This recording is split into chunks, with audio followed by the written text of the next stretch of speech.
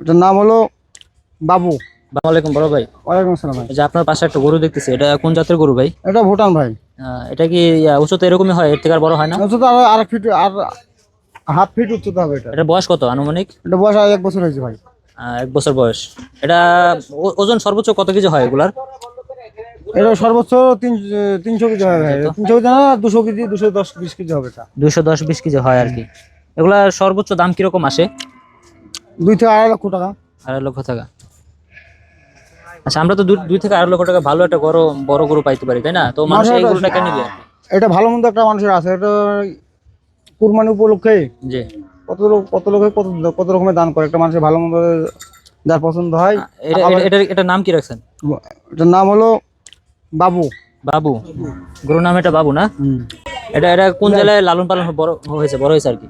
এটা হলো এখন বর্তমানে ঢাকা গাবতলী লালন পালন হচ্ছে। এটা ভুটান থেকে বীজ আসছে, কিন্তু এটা বড় হয়েছে লালন পালন কোথায় হয়েছে? গাবতলীতে নাকি? কুষ্টিয়া জেলা, কুষ্টিয়া। কুষ্টিয়া জেলা, ওটাই আর কি।